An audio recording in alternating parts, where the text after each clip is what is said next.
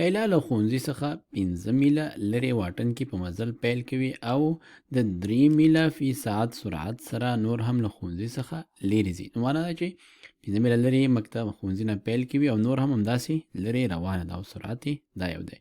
لاندې جدول ښیي چې ځینې نور زده کوونکي له ښوونځي څخه په مختلفو وختونو کې څومره لرې دي. هر یو کس په یو ثابت سرعت سره روان دی چې له ټي مساوي 0 وخت کې یې په مزل باندې څه شی کړی پیل کړی دی. کوم زده کوونکي له لیلا نه ډېر له ښوونځي څخه لرې ځای نه مزل پیل کړی؟ ټول سم ځوابونه په نښه کړئ. نو موږ باید دا معلوم کړو چې کله چې ټي وخت مساوي 0 و نو هر یو زده کوونکی څومره له ښوونځي څخه لرې و. نو دلته موږ سره شته چې 1 ساعت 2 ساعت او 3 ساعتونو کې دوی ځایونه کوم ځای کې وو. نو راځو موږ دا ګورو چې د دوی سرعت په دغه وختونو کې ښوونځي خواته او یا له ښوونځي څخه لرې خواته څومره دی. نو راځو ګورو چې لونګ کم ځای کې و. دلته موږ ته ښیي چې 1 ساعت وخت کې هغه لونګ څومره و؟ 4 میله لرې و. کله چې 1 ساعت نه 2 ساعته خبر لاړه 1 ساعت دلته ډېر شو نو فاصله یا واټن یې څنګه شو؟ دا 2 میله څنګه شوه؟ کمه شوه. نو معنا دا چې دا به په 0 وخت کې که چې دلته موږ 0 ولیکو په 0 وخت کې به دا څومره وي؟ دا به 2 میله نور هم لرې وي. نو چې 6 میله په 1 ساعت کې لرې وو په 0 ساعت کې به 6 میله لرې وي. دلته موږ لیکو 6. ګورو چې دغه بدلون دی کې څنګه دی؟ ثابت دی. 0 نه 1 ساعت ته لاړو 2 میله نور هم نږدې شو. 1 نه چې 2 ساعت ته لاړو 2 میله نور هم کم شو 2 میل ته نږدې شو او چې 3 ساعت ته لاړو 2 میله نور هم کم شو 0 ته ورسېدو.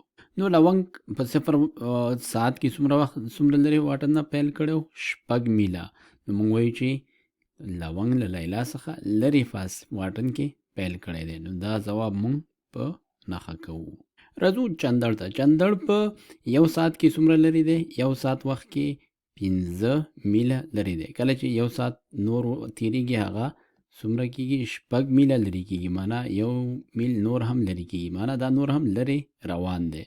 نو همدارنګه اوس ویلی شو که چیرې په 0 وخت کې موږ وګورو دا به څومره و؟ دلته چې ګورو په 2 ساعت 3 ساعت چې تیریږي 1 میل نور هم لرې کېږي 9 ته رسېږي. نو 0 ساعت کې به دا 1 میل ښوونځي ته نور هم نږدې وي. نو 0 ساعت کې به د دې واټن څومره وي؟ 4 وي. نو ګورو چې دا نور هم لرې روان دی او بله دا چې دا له لیلا څخه لرې واټن نه دی پیل نه دی کړی په مزل باندې. نو دا ځواب مونږ نه په نښه کوو. راځو ګورو چې غنم رنګ په هر یو ساعت کې همدا 5 میله لرې واټن کې له ښوونځي څخه پروت دی. داسې ښکاري چې هغه ویده دی. نو چې ویده دی بیخي مزل نه دی وهلی او بل دا چې 5 میله لرې دا هم پروت دی. لیلا هم 5 میله لرې ده. نو دا هم د لیلا څخه لرې موقعیت کې نه دی. نو وایو چې دا ځواب هم د دې نه دی.